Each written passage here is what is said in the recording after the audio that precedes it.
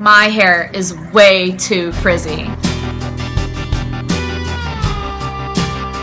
Thank God for makeup because I have no eyebrows and have to put them in every day.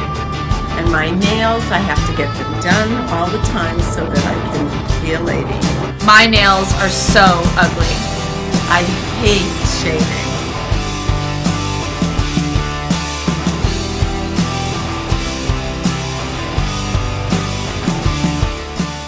Sometimes we have to go through different process, like it hurts, like waxing your eyebrows and all these little things, and beauty takes time, like facials, and I think they're worth it. It's painful, but it's worth it.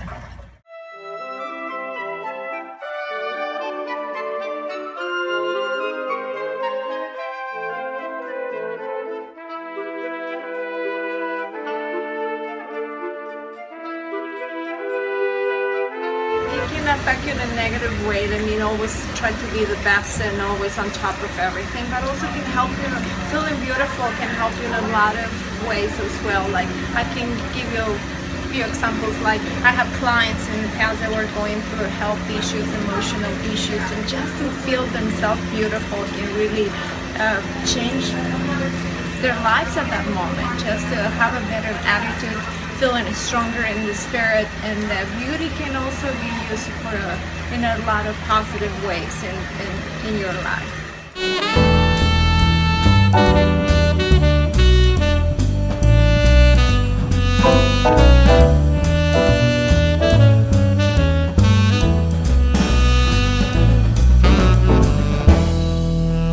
It started at a young age. I grew up fairly chubby, and I remember I was 13 and my mom got me, no, I was 12.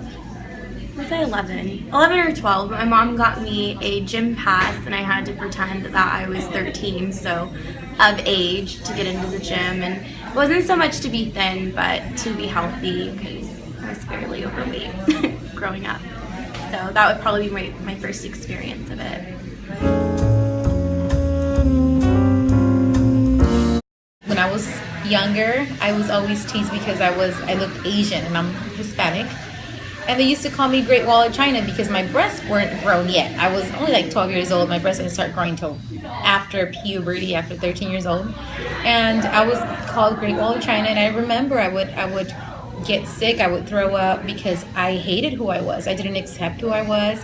I believed that God punished me because he didn't make me perfect like other kids wanted me to be. So I felt insecure. I felt that it was almost like a punishment, and that pretty much led into depression and a sense of unworthiness and really a mental state that nobody deserves to be in. So I know what it's like to feel like there's something wrong with you, and that's just not healthy. So that happened when I was like in junior high, but it definitely affected me, and I remember it now like it was yesterday because it was very painful. To other people it wasn't a big deal, but for me at that particular age, because I didn't have any tools to get by or any wisdom, it really did affect me.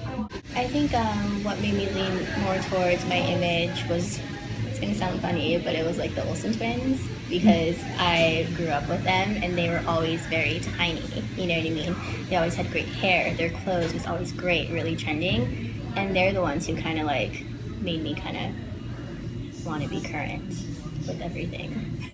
It's kind of like society right now. Everybody sees, you know, with social media and who's famous right now, like Kim Kardashian, she's just known for her looks, you know what I mean, for her sculpted face.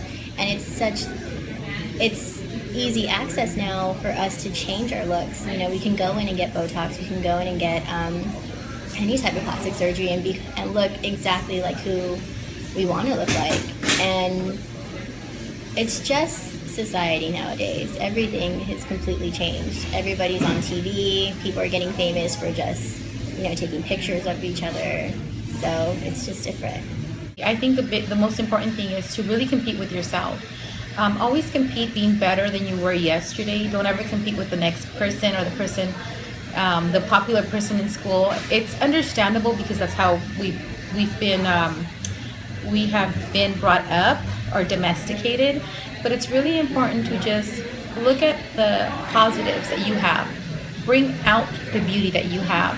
Work with what you have and only compete with yourself. Don't ever compete with another person, because even though that other person might be better at one thing or look better in one way, you're still your own person and you're still originally beautiful.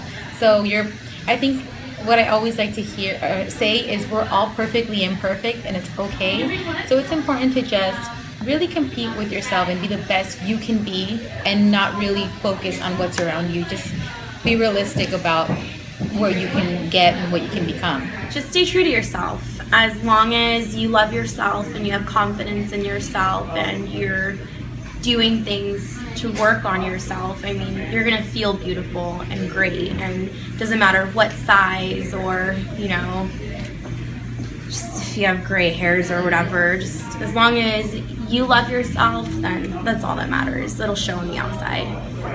One of the solutions to this problem, for not to be so pressure about it, is just keep it simple, keep it healthy, and stick to yourself, to who you really are.